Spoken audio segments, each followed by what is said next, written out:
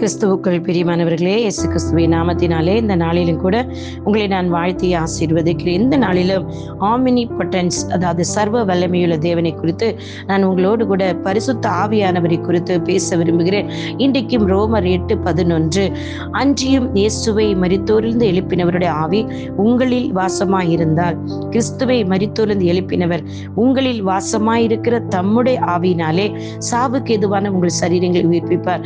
எனக்கு அருமையான தேவச்சனமே, சர்வ வல்லமை ஆமினிபொட்டன்ஸ், இவர் ஒரு டிரான்ஸ்பார்மர்ல இருந்து கரண்ட் நம்முடைய வீட்டுகளுக்கு டைரக்டா வருகிறது சொன்னா நம்முடைய வீட்டுகளுக்கு எல்லா பொருட்களுமே அடித்து போய்விடும். அதே நேரம் பாஸ்டர்ல இருந்து வருகிறது வைத்துக் கொள்ளுங்களேன், அது நமக்கு தேவையான, நம்ம டியூப் லைட்டுக்கு தேவையானது, ஃப்ரிட்ஜுக்கு தேவையானது, இதுக்கு தேவையான, அப்படி தனித்தனியாக எடுத்து கொடுக்கிறது. இன்றைக்கும் இந்த டிரான்ஸ்பார்மரை போலதான் தேவனுடைய வல்லமை கிறிஸ்துவுக்குள் வந்தபடினால்தான் அவரை உயிரோடு அந்த வல்லமை எழுப்பினது.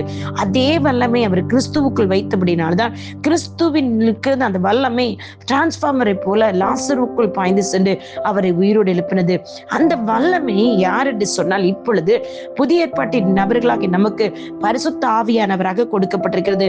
அந்த பரிசுத்த ஆவியானவர், கிறிஸ்துவின் ஆவி, தேவ ஆவியானவர், மூவரும் ஒருவர் தான். அந்த வல்லமை மூவரும் ஒருவரே நமக்குள் இந்த நாட்களில் பரிசுத்தாவின் வாசம், அதுதான் ஆமினிபொட்டன்ஸ். அந்த ஆமினிபொட்டன்ஸ் ஆக பரிசுத்த ஆவியானவர் இன்றைக்கு உங்களுக்குள் இருக்கிறார் என்று சொன்னார், அவர் உங்களுக்கு காரியங்களை வெளிப்படுத்துவார். யோபு சொல்லுகிறார், அவர் செய்ய நினைத்தது எதுவும் தடைபடாது என்று சொல்லியிருக்கிறார். அடுத்து லூக்காவில் தெளிவாக சொல்லப்பட்டிருக்கிறது, என் தேவனால் கூடாத காரியம் ஒன்றுமில்லை என்று. சங்கீதக்காரன் நிபுணமாக சொல்லுகிறார், தமக்கு சித்தமான யாவையும் அவர் செய்கிறார் என்று. எரேமியாவோ என்ன சொல்லுகிறார் பாருங்களேன், கர்த்தராகிய ஆண்டவரே, நீர் உமது மகா வல்லமையினாலும் நீடிய உம்முடைய புயத்தினாலும் நீட்டிய உம்முடைய புயத்தினாலும் வானத்தையும் பூமி உண்டாக்கினேன், உமக்கு கடினமானது உமக்கு முடியாதது என்று எதுவுமே இல்லை. எனக்கு அருமையான தேவஜனம், இதுதான் ஆமினிபொட்டன்ஸ். சர்வ வல்லமையுள்ளவரால் எல்லாம் முடியுங்க. இன்றைக்கு அந்த பரிசுத்தர் உங்களுக்குள் இருக்கிறார். அந்த ஆவியானவருக்கு உங்களை விட்டு கொடுங்கள். ஆவியானவர்கள் போதிப்பார், கற்றுத் தருவார். நீங்க எந்த காரியம் இன்னும் நடக்கல, தடைப்பட்டிருக்கு நினைக்கிறீங்களோ அதில் இன்றைக்கு ஒரு உயிர்த்தெழுதல் வல்லமை, ஒருவேளை உங்க சரீரத்தில் இருக்கிற பலவீனம், வியாதி, அந்த சரீரத்துல மருத்துவர்கள் மரித்து போய்விடுவீர்கள் என்று சொல்லியிருக்கலாம். எனக்கு அநேக சாட்சிகள் இருக்குது. நானே ஒரு சாட்சி தாங்க.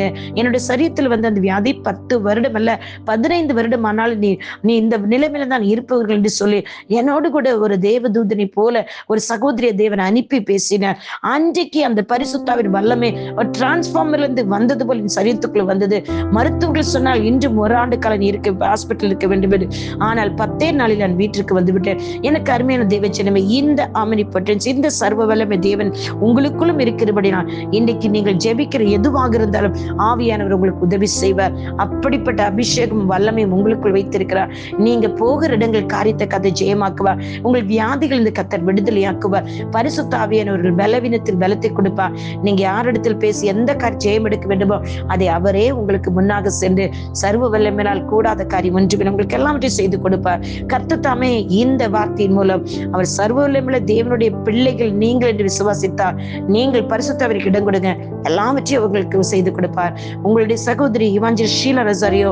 God bless you all. கர்த்தர் தாமே உங்களை ஆசீர்வதிப்பாராக.